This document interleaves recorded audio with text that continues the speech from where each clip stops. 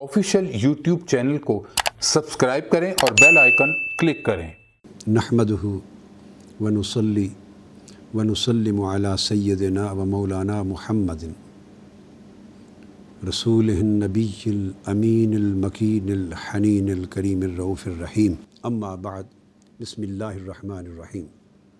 मुअज़्ज़ज़ सामीन व नाज़रीन, अल्लाह रब्बुल इज़्ज़त का शुक्र है जिसकी तौफ़ीक से हमने मिलादुन नबी सल्लल्लाहु अलैहि वसल्लम की शरई हैसियत कुरान और सुन्नत की रोशनी में इस मौजू पर एक सिलसिलावार गुफ्तगू शुरू की और आज उसकी छठी नशिस्त है। मैं पिछले मज़मून के तसलसल को आगे बढ़ाते हुए आज ये अर्ज़ करना चाहता हूँ कि मिलादुन नबी सल्लल्लाहु अलैहि वसल्लम के हवाले से उस दिन को बतौर ख़ास सेलिब्रेट करना और उसे ईद के दिन के तौर पे और फ़रहत व मुसर्रत के दिन के तौर पर मनाना, इसका मुकाम अहादीस नबवी में क्या है। हमने पिछली गुफ्तगू में इस पर कुरान मजीद के रेफरेंसेस पेश किए थे। आज हम अहादीस नबवी से इस मज़मून का आगाज़ कर रहे हैं। सबसे पहले तो मैं फ़ज़ीलत यौम जुमा की बात करके यहाँ से आगाज़ करना चाहता हूँ कि जुमा के दिन को हुज़ूर नबी अकरम सल्लल्लाहु अलैहि वसल्लम ने फ़रमाया, इन्ना मिन अफ़ज़ल अय्यामिकुम यौमुल जुमा। हज़रत औस बिन औस रज़ियल्लाहु ताला अन्हु रिवायत करते हैं और ये हदीस अबू दाऊद में है, सुनन अबी दाऊद किताबुस सलात में, बाब फ़ज़ल यौमिल जुमा। और ये हदीस सुनन नसाई में भी है और सुनन इब्न माजा में भी है। हुज़ूर सल्लल्लाहु अलैहि वसल्लम ने फ़रमाया कि लोगों, तुम्हारे दिनों में अफजल तरीन दिन जुमा है। अब सवाल पैदा होता है कि इस जुमा को, देखो ना, आज तो हम इसमें नमाज जुमा की पढ़ते हैं और हमारे जहन में नफ्सियाती तौर पे एक तसलसल के साथ तसव्वुर बैठ गया है कि ये बड़ी बरकत वाला दिन है। लेकिन क्वेश्चन ये है, पैदा होता है कि असलन इस जुमा को ये बरकत वाला दिन बनाया किस तरह गया, क्यों बनाया गया, इसकी बैकग्राउंड क्या है। मैं उस बैकग्राउंड की तरफ मुतवज्जे कर रहा हूँ। तो फरमाया तुम्हारे दिनों में अफजल तरीन दिन जुमा है। क्यों? इसका जवाब दिया आका अलैहिस्सलाम ने, फ़ीह खुलिक़ आदम, ये विलादत आदम अलैहिस्सलाम का दिन है। इस दिन सैयदना आदम अलैहिस्सलाम की पैदाइश हुई। लफ्ज़ विलादत मैंने पैदाइश के माना में इस्तेमाल किया, साफ ज़ाहिर है कि उनके वालिदैन नहीं थे और पहली तख्लीक थी। तो फरमाया चूँकि इस दिन आदम अलैहिस्सलाम को अल्लाह ने पैदा किया तो ये उनकी पैदाइश का दिन है और ये उनकी पैदाइश का दिन होने की वजह से तमाम अय्याम में अफजल तरीन दिन करार पा गया।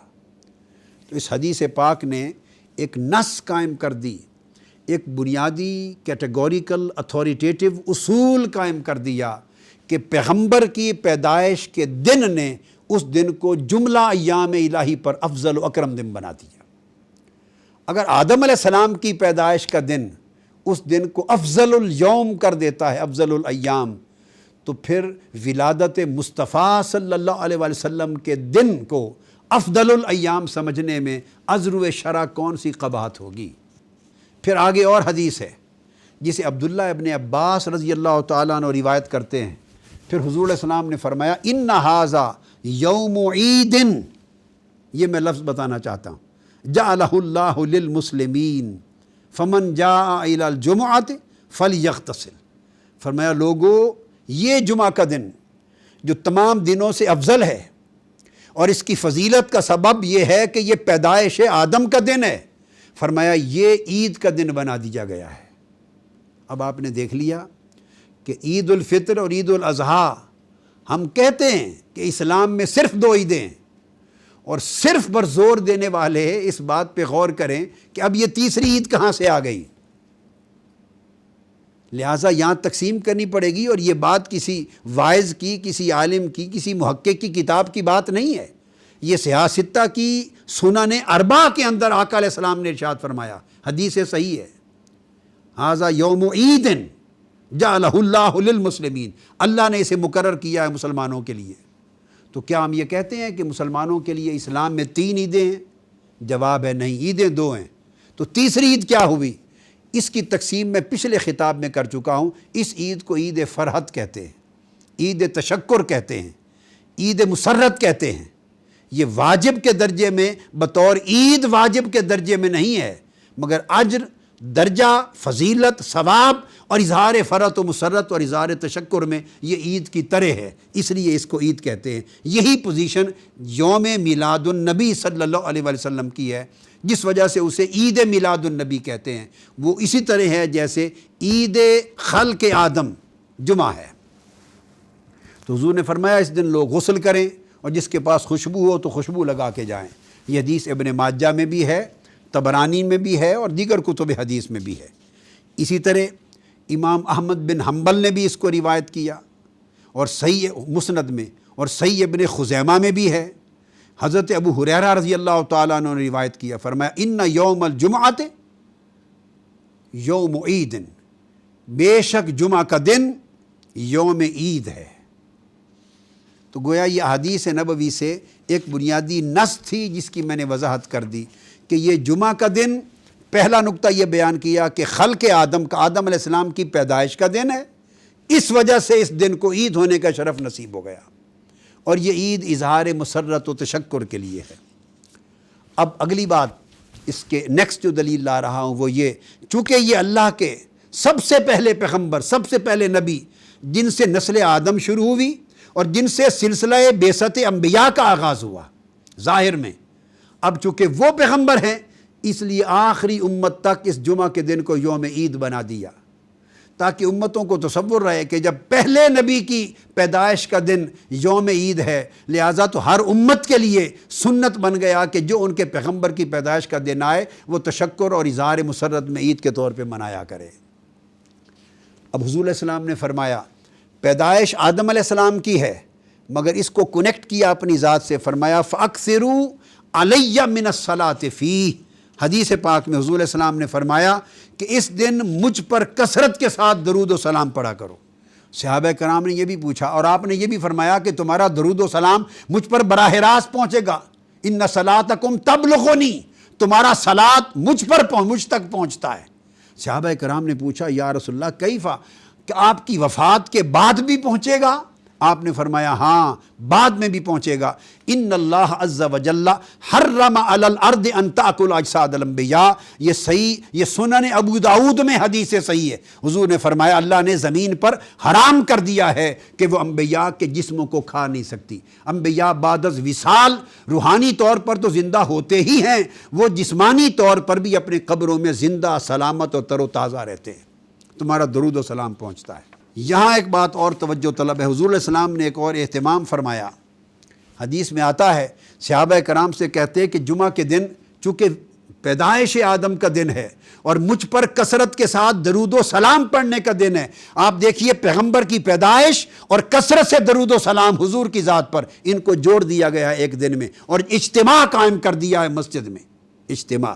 تو فرمایا کہ حضور کا معمول تھا کہ اس دن مسجد میں بخور جلاتے تھے، بخور کے ذریعے وہ خوشبو کا اہتمام کرتے، اور خلاصۃ الوفا میں ہے کہ سیدنا فاروق اعظم نے ایک صحابی کو باقاعدہ تنخواہ پر مقرر کر رکھا تھا کہ ہر جمعہ کے دن وہ مسجد میں بخور جلایا کرتے تھے۔ تو یہ اہتمام کیا جاتا تھا، عید کی خوشی منائی جاتی تھی۔ شب معراج جب آقا علیہ السلام تشریف لے جائے بیت المقدس القدس میں، تو انس بن مالک رضی اللہ تعالیٰ عنہ روایت کرتے ہیں کہ حضور علیہ السلام نے جب اپنا سفر معراج بیان فرمایا تو ارشاد فرمایا کہ میں جب بیت اللحم پر پہنچا تو جبرائیل امین نے مجھ سے کہا انزل فصلی، فنزلت فصلیت۔ مجھے عرض کیا یا رسول اللہ صلی اللہ علیہ وسلم اب براق سے یہاں نیچے تشریف لے آئیے، میں نیچے اترا، فرمایا یہاں نماز پڑھیے، میں نے نماز پڑھی۔ جب نماز پڑھ چکا تو مجھ سے پوچھا فقال اتدری این صلیت، یا رسول اللہ صلی اللہ علیہ وسلم کیا آپ کو معلوم ہے آپ نے کس جگہ نماز پڑھی ہے؟ جبرائیل امین نے عرض کیا صلیت ببیت لحم حیث ولد عیسیٰ، آپ نے بیت لحم کے مقام پر نماز پڑھی ہے، اور یہ جگہ جائے میلاد عیسیٰ علیہ السلام ہے، عیسیٰ علیہ السلام کے میلاد کی جگہ ہے۔ گویا پیغمبر کے میلاد کی جگہ پر جانا، اس کی زیارت کرنا، وہاں نماز پڑھنا، اس عمل کو سنت مصطفیٰ صلی اللہ علیہ وآلہ وسلم بنا دیا۔ اب صاف ظاہر ہے عیسیٰ علیہ السلام سے درجہ آقا علیہ السلام کا زیادہ ہے، وہ حضور کے مقتدی ہیں، مگر امت کے لیے سنت کیسے بنتی؟ امت کے لیے تبھی کوئی عمل سنت بن سکتا ہے جب وہ عمل آقا علیہ السلام خود صادر فرمائیں یا اس کا ارشاد فرمائیں۔ چونکہ آقا علیہ السلام نے، اور جب بڑا چھوٹے کے مقام پر جا کے زیارت کر کے نماز پڑھتا ہے تو یہ اس پہ شفقت کرتا ہے، اس کے لیے دعا کرتا ہے، اس کے درجات کی بلندی ہوتی ہے اور اس کے مدارج کو اور اونچا کرتا ہے۔ تو آقا کا بیت اللحم پہ پہنچ کے اتر کے نماز پڑھنا، اس جگہ کو جا کے دیکھنا، یہ عیسیٰ علیہ السلام پر مصطفیٰ کا کرم تھا۔ مگر on the other hand امت محمدی کے لیے سنت تھی کہ دیکھو میں امام الانبیاء ہو کر اپنے ایک بھائی نبی کے مقام ولادت کو دیکھنے جا رہا ہوں اور وہاں 2 رکعت نماز نفل ادا کی ہے، لہٰذا قیامت تک تم میری جائے ولادت کی زیارت کو آتے رہنا اور میرے میلاد کی ہمیشہ تعظیم و تکریم کرتے رہنا۔ یہ حضور کی سنت ہو گئی۔ اور یہ حدیث نسائی شریف میں ہے، سنن نسائی کتاب الصلاۃ کے اندر، اور طبرانی نے بھی روایت کی، اور امام ابن کثیر نے بھی اپنی تفسیر القرآن میں روایت کی، اور امام بزار نے اپنی مسند میں بھی روایت کی، حضرت شداد بن اوس نے بھی اس حدیث کو روایت کیا، امام طبرانی نے معجم الکبیر میں بھی روایت کیا، امام حیثمی نے مجمع الزوائد میں بیان کیا، اور امام ابن حجر عسقلانی نے بھی اسے فتح الباری میں بیان کر کے اس کی توثیق کی۔ یہ تو تھی آقا علیہ السلام کی سنت کا یہ پہلو۔ اب تک گفتگو تھی جائے میلاد کی، مقام میلاد کی۔ اب آ جاتے ہیں براہ راست جشن میلاد پر، براہ راست میلاد سیلیبریشنز پر۔ لوگ سوال کرتے ہیں کہ کیا میلاد منانا حضور کی سنت سے ثابت ہے؟ صحابہ نے کیا، بات ختم ہو گئی۔ جب آقا علیہ السلام کی اپنی سنت سے ایک عمل ثابت ہو گیا تو اس کے بعد سارے سوالات ساقط ہو جاتے ہیں۔ آقا علیہ السلام نے خود اپنے میلاد کی خوشی منائی۔ یہ بہقی ہے سنن کبریٰ، اس کی جلد 9 ہے اور اس کا باب 43 ہے، 43۔ حضور صلی اللہ علیہ وآلہ وسلم کے بارے میں ان قتادہ ان انس رضی اللہ تعالی عنہ ان النبی صلی اللہ علیہ وآلہ وسلم عقّ عن نفسہ بعد النبوہ، بعثت اعلان نبوت کے بعد آقا علیہ السلام نے اپنی طرف سے عقیقہ کیا۔ عقّہ کا لفظ ہے، عقّہ کا ایک ذیل میں رکھ لیں، عقّہ ولادت کی خوشی میں، ولادت کے طور پہ بکرا ذبح کرنا، کھلانا، یہ جو عمل ہے اس کو عقیقہ کہتے ہیں۔ یہ بہقی کی، میں 2-3 احادیث کی کتب پہلے عرض کر لوں، اس کے بعد پھر میں اس کی انٹرپریٹیشن پر آتا ہوں۔ یہی حدیث مسند الصحابہ امام رویانی نے بھی روایت کی ہے، جو 307 ہجری میں جن کی وفات ہوئی۔ اسی حدیث کو، اس کو قتادہ عن انس ان النبی صلی اللہ علیہ وسلم عقّ عن نفسہ بعد ما بعثہ اللہ نبیا، کہ حضور علیہ السلام نے نبی کے طور پہ مبعوث ہونے کے بعد اپنی طرف سے عقیقہ یعنی بکرے ذبح کیے اور بکرے ذبح کر کے کھانا لوگوں کو کھلایا۔ یہ دوسری حدیث ہے جس کو میں نے مسند رویانی کے حوالے سے عرض کیا۔ پھر یہی حدیث مجمع الزوائد امام حیثمی روایت کرتے ہیں عن انس ان النبی صلی اللہ علیہ وسلم عقّ عن نفسہ بعد ما بعث نبیا، بعثت کے بعد آقا علیہ السلام نے اپنی طرف سے عقیقہ کیا۔ اس حدیث کو امام طبرانی نے بھی اوسط میں روایت کیا ہے، اور اسی کو امام ابن القیم نے زاد المعاد میں بھی روایت کیا، اور وہ فرماتے ہیں یہ حدیث پہلے تو انس حضرت ثمامہ حضرت انس سے روایت کرتے ہیں، اور حضرت قتادہ حضرت انس سے روایت کرتے ہیں، اور حضرت ایمن حضرت انس سے روایت کرتے ہیں، 3 سندوں کے ساتھ روایت کرتے ہیں۔ ان النبی صلی اللہ علیہ وسلم عقّ عن نفسہ بعد ان جاءتہ النبوہ، اور فرماتے ہیں یہ حدیث ابو داؤد سے بھی مروی ہے کہ حضور علیہ السلام نے نبوت کی بعثت کے بعد اپنی طرف سے ایک عقیقہ کیا۔ یہ لفظ ہیں جو تمام طرق کے ساتھ یہ حدیث آئی ہے۔ اب جو بنیادی چیز یہاں میں بیان کرنا چاہتا ہوں وہ بڑی لطیف، اس پر شرح کرتے ہوئے امام جلال الدین سیوطی فرماتے ہیں، یہ تو وہ احادیث تھی۔ امام جلال الدین سیوطی فرماتے ہیں کہ حضور علیہ السلام کا عقیقہ حضرت عبد المطلب آپ کے دادا 7ویں دن کر چکے تھے۔ یہاں 3 نکتے بڑے قابل توجہ ہیں۔ فرماتے ہیں کہ یہ جس کو عقّ عن نفسہ بعد النبوہ کا لفظ آیا ہے، امام سیوطی فرماتے ہیں کہ در حقیقت چونکہ عقیقہ کا تعلق ولادت سے ہوتا ہے، وہ ولادت کی خوشی میں، ولادت کی مسرت میں، اظہار شکر میں اللہ کی بارگاہ میں صدقہ اور خیرات کیا جاتا ہے۔ عقیقہ کا تعلق ولادت سے ہے کہ بکرے ذبح کیے جاتے ہیں، تو وہ فرماتے ہیں کہ جو آقا علیہ السلام نے یہ خیرات کیا، یہ کھانا کھلایا، لوگوں کو دعوت دی اپنی ولادت کی نسبت سے، اس لیے عربی میں لفظ عقہ استعمال ہو گیا، ورنہ شرعاً یہ عقیقہ نہ تھا، چونکہ عقیقہ تو آپ کے دادا جان حضرت عبد المطلب آپ کی ولادت کے 7ویں دن آلریڈی کر چکے تھے، اور عقیقہ شریعت میں ایک بار ہوتا ہے، دوبارہ اس کا اعادہ نہیں کیا جا سکتا۔ عقیقہ کبھی دوبارہ نہیں ہوتا، ایک ہی بار ہوتا ہے۔ جس کا عقیقہ نہ ہوا ہو اس کے بارے میں تو ہے کہ خود شریعت کی روح سے اس نے اپنا عقیقہ بعد میں کیا، اور جب آپ کا عقیقہ ہونا 7ویں دن سنت کے مطابق آپ کے دادا جان کے ہاتھوں ثابت ہے، تو اس کے بعد دوبارہ عقیقہ کرنا اس کا جواز نہیں ہے۔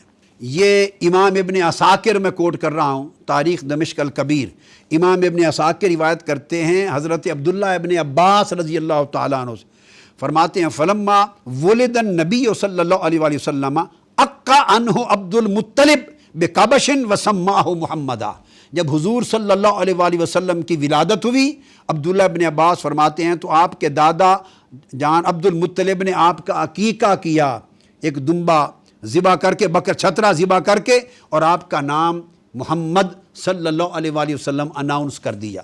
یہ ایک ریفرنس ہے۔ اب اسی طرح امام ابن عبد البر الاستیاب فی معرفت الاصحاب میں لکھتے ہیں، اکرمہ حضرت عبداللہ ابن عباس سے روایت کرتے ہیں کہ ان عبد المطلب ختن النبی صلی اللہ علیہ وآلہ وسلم یوم سابعہ وجعل له مأدبہ، حضرت عبد المطلب نے 7ویں دن حضور علیہ السلام کا عقیقہ کیا، اور عقیقے میں چھترے ذبح کر کے آپ کا کھانے کا اہتمام کیا۔ اسی طرح زاد المعاد میں امام ابن القیم نے روایت کیا ہے، فرماتے ہیں ان جدہ عبد المطلب، فرماتے ہیں سانا لہ مأدبۃ وسماہ محمدا۔ اکرمہ عبداللہ ابن عباس سے روایت کرتے ہیں کہ یہ یوم سابعہ وجعلہ مأدبہ وسماہ محمدا، حضور کی ولادت کے 7ویں دن حضرت عبد المطلب نے حضور کا عقیقہ کر دیا تھا، اور آپ کا نام محمد صلی اللہ علیہ وسلم اناؤنس کر دیا تھا۔ اب یہ امام جلال الدین سیوطی ہیں الخصائص الکبریٰ میں، ولما ولد النبی صلی اللہ علیہ وسلم عقّ عنہ عبد المطلب بقبش وسماہ محمدا، آپ کی ولادت کے 7ویں دن آپ کے دادا جان نے آپ کا کر دیا تھا۔ یہی امام ابن حجر اسقلانی نے فتح الباری میں بیان کیا ہے، اسی کو امام قرطبی نے احکام القرآن میں روایت کیا ہے، الغرض اسی کو سیرت حلبیہ میں امام حلبی نے بیان کیا ہے۔ تمام کتب اس بات پہ شاہد عادل ہیں کہ، اور اس بات پر کوئی اختلاف نہیں ہے کہ آقا علیہ السلام کا عقیقہ ہو چکا تھا، اور آپ کے دادا جان نے کیا تھا، اور شریعت کے مطابق 7ویں دن کیا تھا۔ اور یہ بھی واضح ہو جائے کہ عقیقہ ہوتا ہی 7ویں دن ہے، اور اگر 7ویں دن نہ ہو تو پھر حکم ہے کہ 14ویں دن کیا جائے، اور 14ویں دن نہ ہو تو حکم ہے کہ 21ویں دن کیا جائے۔ یعنی 40 سال میں آقا علیہ السلام کی بعثت ہوئی، اور 40-50 برس آقا علیہ السلام اپنا عقیقہ کیسے مؤخر کر سکتے ہیں؟ تو اس میں یہ، اب ترمذی شریف کی کتاب میرے سامنے ہے، جامع ترمذی، اس کا باب ہے من العقیقہ۔ حضور علیہ السلام نے فرمایا، آقا علیہ السلام نے، قال قال رسول اللہ علیہ وسلم الغلام مرتہن بعقیقتہ یذبح عنہ یوم السابع ویسمى ویہلک رأسہ، فرمایا کہ بچہ مرہون رہتا ہے، قرض دار رہتا ہے اپنے عقیقے کا، جب تک 7ویں دن اس کا عقیقہ نہ کر دیا جائے۔ تو کیا یہ تصور کر لیا جائے کہ معاذ اللہ آقا علیہ السلام کو 50 برس اور 40 برس کی عمر کے بعد تک آپ نے اپنے آپ کو قرض دار رکھا ہو صدقہ اور خیرات کا، اور آپ کے دادا جان نے معاذ اللہ قرض دار رکھا؟ ناممکن ہے۔ فرمایا 8ویں دن عقیقہ کر دیا جائے چونکہ بچہ قرض دار ہے اس صدقہ کا۔ پھر فرمایا امام ترمذی نے، اہل علم کہتے ہیں یستحبون ان یذبح عن الغلام العقیقۃ یوم السابع، اہل علم کہتے ہیں مستحب ہے کہ 7ویں دن عقیقہ کر دیا جائے تاکہ بچے کا قرض اتر جائے۔ فَإِن لَمْ يَتَحَيَّ یوم السابع یوم الرابع عشر، اگر 7ویں دن ممکن نہ ہو تو 14ویں دن کر دیا جائے، اگر 14ویں دن ممکن نہ ہو یوم حادم و 21ویں دن کر دیا جائے۔ امام جلال الدین سیوطی رحمۃ اللہ علیہ نے اب اس پوری بحث کو سمیٹا ہے، اور بڑے خوبصورت انداز کے ساتھ۔ پہلی بات وہ لفظ کہ عقّ عن نفس بعد النبوہ، کہ نبوت کے بعد آقا علیہ السلام نے اپنی طرف سے بکرے ذبح کیے، لفظ عقّ آیا ہے۔ اس عقّہ سے بعضوں نے عقیقہ شرعی مراد لیا، اور وہ بات غلط ہے، اس لیے کہ اس پر میں نے تمام احادیث سے یہ ثابت کر دیا کہ عقیقہ شرعی، عقیقہ مسنونہ ملت ابراہیم کے مطابق آپ کے دادا 7ویں دن کر چکے تھے، اور احادیث نبوی نے فرمایا کہ عقیقہ ہوتا ہی 7ویں دن یا 14ویں یا 21ویں دن ہے، اور اگر نہ کیا جائے تو بچہ قرضدار رہتا ہے۔ تو اور یہ چونکہ دور جاہلیت میں بھی یہ سنت موجود تھی، ادا کر دی گئی۔ اگر کسی کو خیال آئے کہ وہ دور جاہلیت میں کیا گیا تھا اس لیے حضور نے عقیقہ دوبارہ دہرایا تو یہ بڑی جہالت کی بات ہوگی۔ اگر دور جاہلیت کی بات قابل قبول نہیں اور دہرانا پڑتا ہے تو حضور علیہ السلام کا پہلا نکاح حضرت خدیجہ الکبریٰ کا بھی دور جاہلیت میں ہوا تھا، بعثت سے پہلے ہوا تھا، آپ کی بعثت سے 15 سال پہلے ہوا تھا، 25 برس عمر تھی، تو 15 سال اعلان نبوت سے پہلے کا نکاح تھا، تو حضور علیہ السلام نے کیا نکاح بھی بعد میں دہرایا؟ استغفر اللہ العظیم، نہیں دہرایا۔ الا ما قد سلف، دور جاہلیت میں تو کسی کے گناہ ہو گئے ہوں تو وہ بھی بعد میں دہرائے نہیں جاتے، ان کی توبہ کی ضرورت نہیں پڑتی، چہ جائے کہ وہ احکام جو احکام خیر ہوں، احکام صالح ہوں، شریعت نے تو ان سارے کے سارے احکام کو برقرار رکھا ہے، لہٰذا عقیقہ نہیں دہرایا گیا۔ اس پر امام جلال الدین سیوطی نے فرمایا کہ والعقیقۃ لا تعاد مرۃ ثانیہ، یہ الحاوی للفتاوی امام سیوطی کے میرے پاس ہے، اس کا پہلا جلد 303 صفحہ پر فرماتے ہیں کہ عقیقہ شرعاً کبھی اس کا اعادہ نہیں کیا جاتا۔ اب سوال پیدا ہوتا ہے کہ جو آقا نے بکرے ذبح کیے، لوگوں کو دعوت دی، ایک اہتمام کیا، ایک لنگر تیار کیا، ضیافت کی اور کھانا کھلایا، تو وہ پوری ضیافت کس چیز کی تھی؟ فرمایا کہ اس کا احتمال کیا جائے گا اس بات پر کہ ذالک علی ان الذی فعلہ النبی صلی اللہ علیہ وآلہ وسلم اظہارا للشکر علی ایجاد اللہ ایاہ رحمۃ للعالمین وتشریعا لامتہ کما کان یصلی علی نفسہ فیستحب لنا ایضا اظہار شکر بمولدہ بالاجتماع واطعام الطعام ونحو ذلک من وجوہ القربات و اظہار المسرات۔ فرماتے ہیں کہ وہ حقیقہ شرعی نہ تھا، اس کا دہرانا ممکن نہیں، وہ حضور نے اپنے ولادت کی خوشی کی تھی، اپنا میلاد منایا تھا، اور اپنی ولادت کی خوشی میں بکرے ذبح کر کے امت کے لیے سنت بنا دی تھی کہ اس نبی کو مجھے باری تعالیٰ آپ نے انسانیت اور کائنات کے لیے رحمت للعالمین بنا کر بھیجا ہے، اور اس امت کے لیے مجھے دین حق دے کر بھیجا ہے، میں تیرے اس انعام و اکرام پر اب میری ولادت جو انسانیت کے لیے رحمت بن گئی ہے، تیرا شکر ادا کرتے ہوئے اور اظہار مسرت کرتے ہوئے میں یہ ضیافت کا اہتمام کر کے بکرے ذبح کر رہا ہوں۔ یہ اظہار مسرت میلاد تھا، مولد ہی۔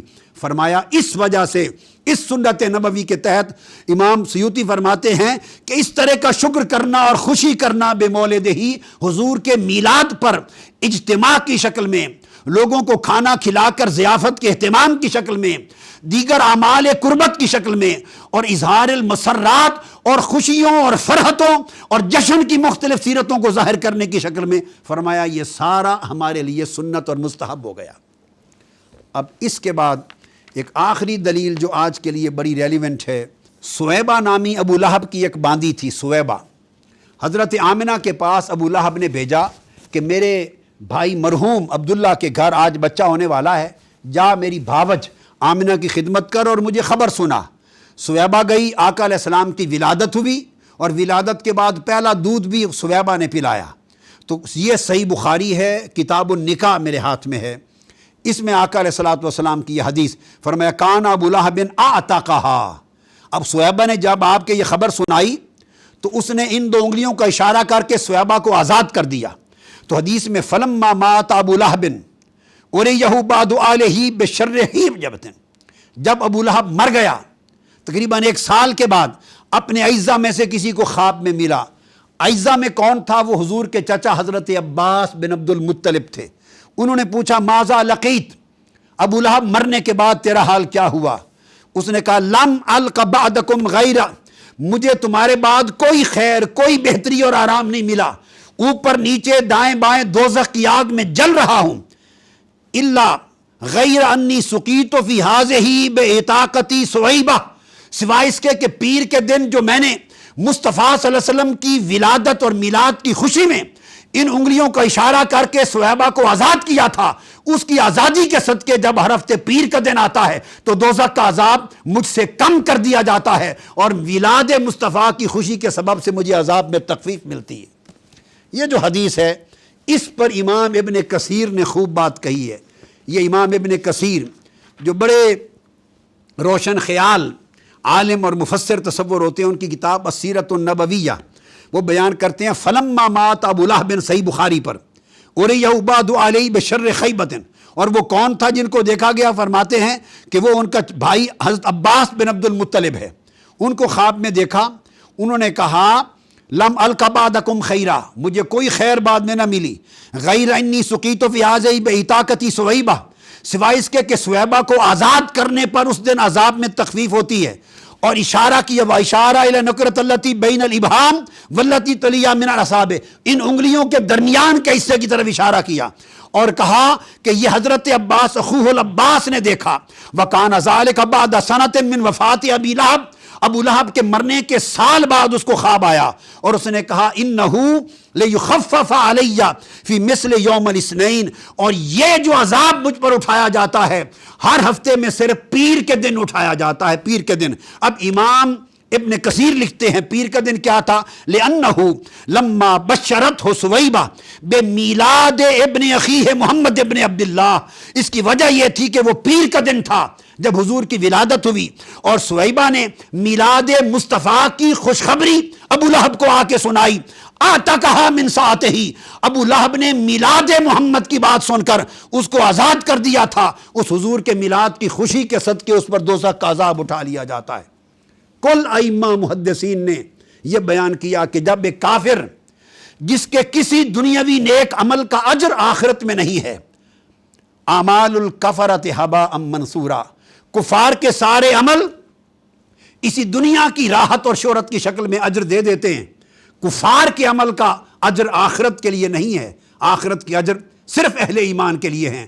وہ ابو لہب جس کے لیے تبت یدا ابی لہب وتب اترا، جو دشمن اسلام تھا، جس کی مذمت قرآن میں آئی، ایسا بدبخت کافر اگر اس نے حضور کی ولادت کی خوشی میں میلاد رسول سمجھ کر نہیں، میلاد محمد سمجھ کر، بھتیجا محمد اس کے میلاد کی خوشی میں صہیبہ کو آزاد کر دیا تھا، تو رب کائنات کو اس کی حیا بھی برقرار رہی، اور میلاد محمد کی خوشی میں کیے ہوئے عمل کا اجر اللہ پاک نے اسے ہر پیر کے دن لوٹا کر عذاب آخرت کی تخفیف کی شکل میں ادا کیا۔